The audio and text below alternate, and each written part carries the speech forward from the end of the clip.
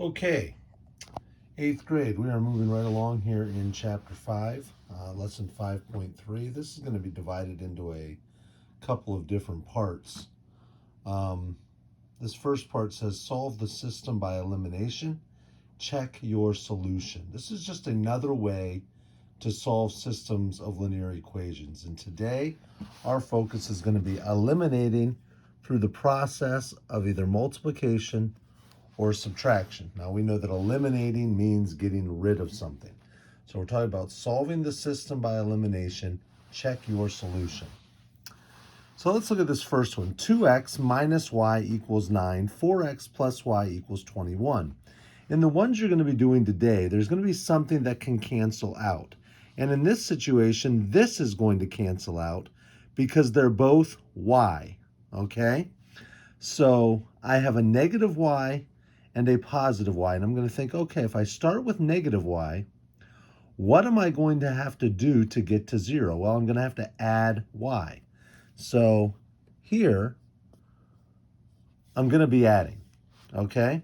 So I know that a negative y plus a y cancels each other out, and so I'm just going to go ahead and put a line through that. But then I have to add the others, just like I was adding horizontally. 2x plus 4x, well, that's going to be 6x.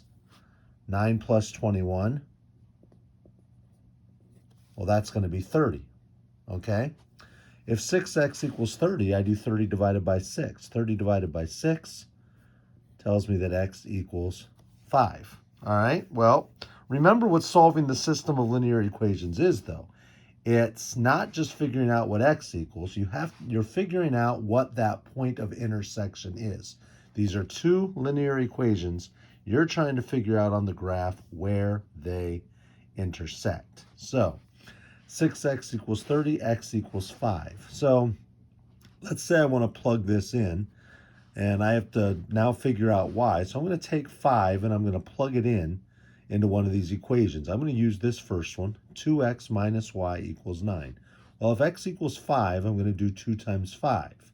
2 times 5 is 10. Then it says 10 minus y equals 9. Well, 10 minus what equals 9? Well, 10 minus 1 equals 9. So that tells me that y equals 1. And that seems to match with this second equation too, because if I plug in 5 for x, 4 times 5 is 20. 20 plus 1, 21. The point of intersection is 5, 1.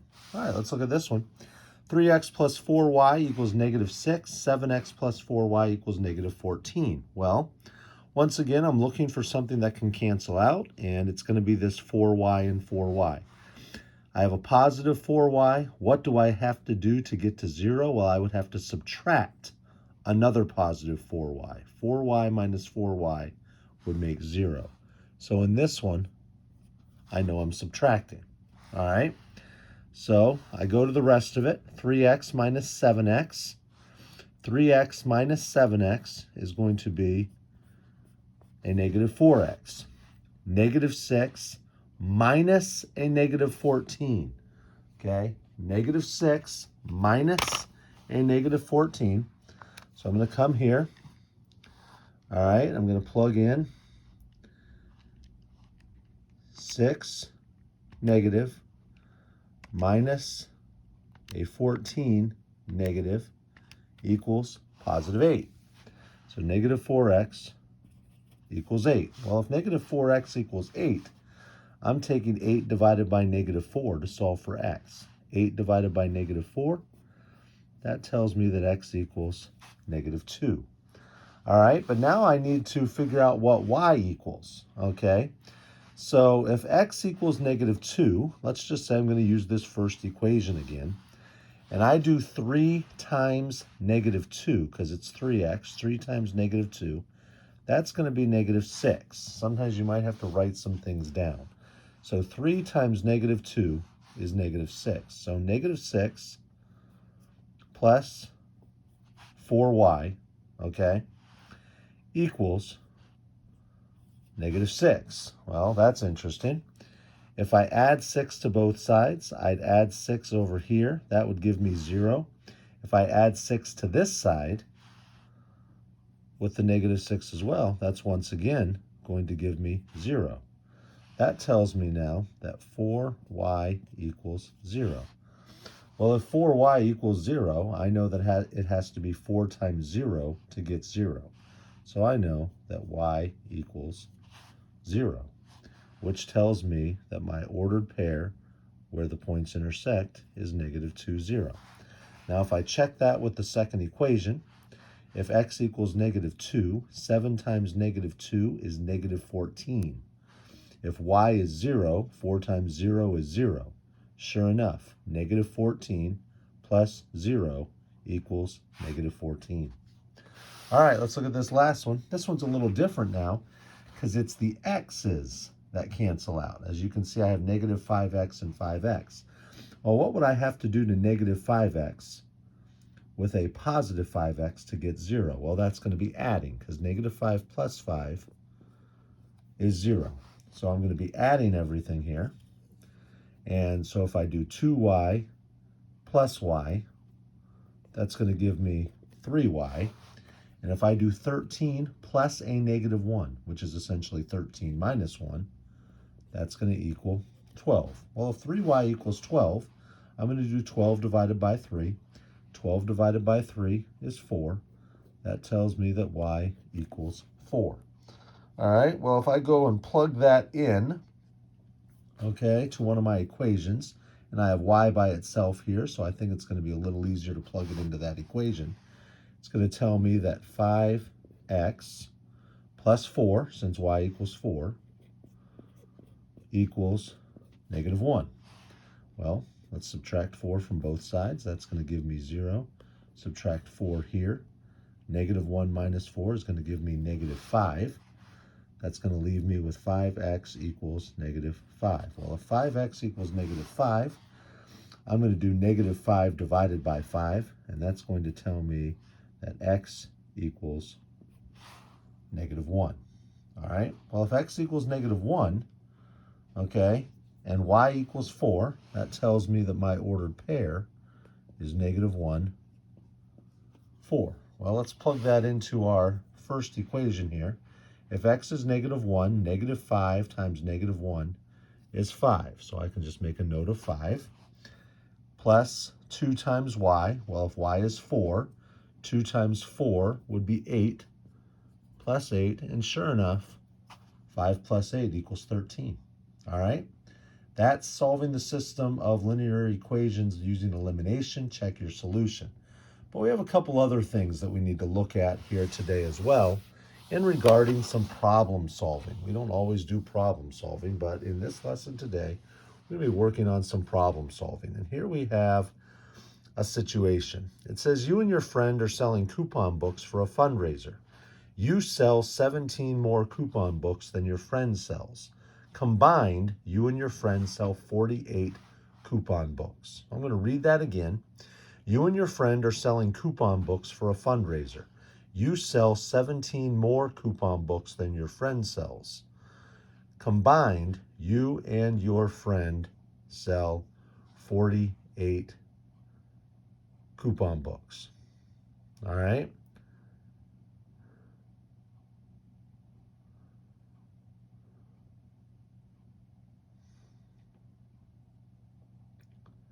All right, so here we go.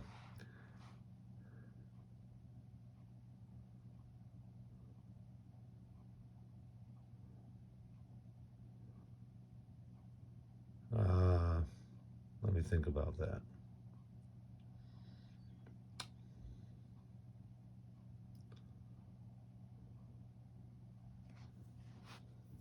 In fact, we're going to go ahead. I just realized something here. I thought about this problem differently when I set it up. We're going to make it 49. We need to make sure that the numbers actually work. So we're going to make that 49. I apologize. Feel a little silly now, but I got to make sure it works. So let's read that again. You and your friend are selling coupon books for a fundraiser. You sell 17 more coupon books than your friend sells. Combined, you and your friend sell 49 coupon books. Write a system of linear equations that represents this situation. How many tickets do each of you sell?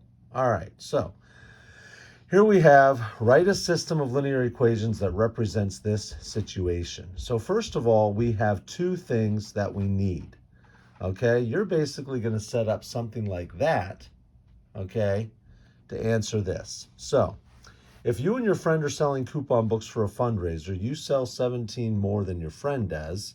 Combined, you and your friend sell 49 coupon books. Well, let's say, for the situation of this problem, that X represents you and Y represents your friend.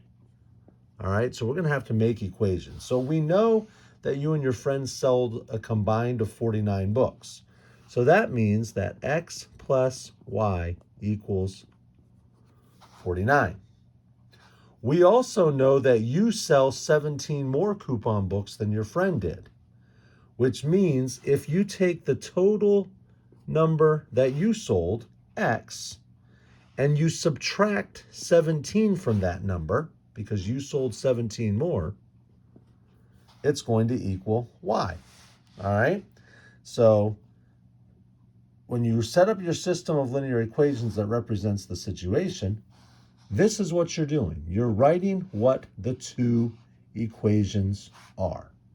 So that's the first part. But then the second part is really where the solving comes in, because it's asking how many tickets do each of you sell, okay?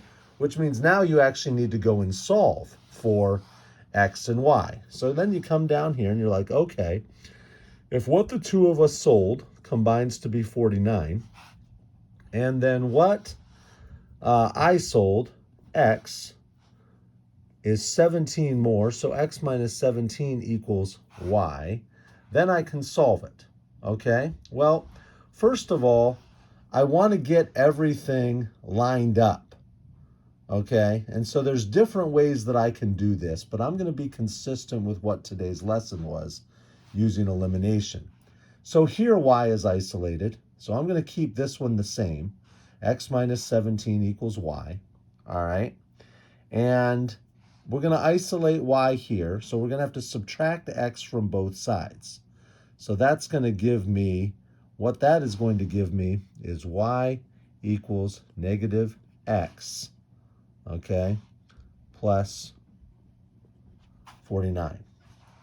All right, because I subtracted X from this side, that gave me nothing. When I subtract X from this side, there's nothing to match it, so it gives me negative X. So I have my Y equals negative X plus 49. Now I just rearrange this. Y equals X minus 17. All right, so now I can go ahead and eliminate by subtraction, because I see, well, I have Y and Y, all right, and so I can subtract, I can cancel that out, and that's going to give me 0. Well, then I'm going to do a negative X minus X. Well, negative X minus X is a negative 2X. And when I do 49 minus 17, if I do 49 minus 17, that's going to equal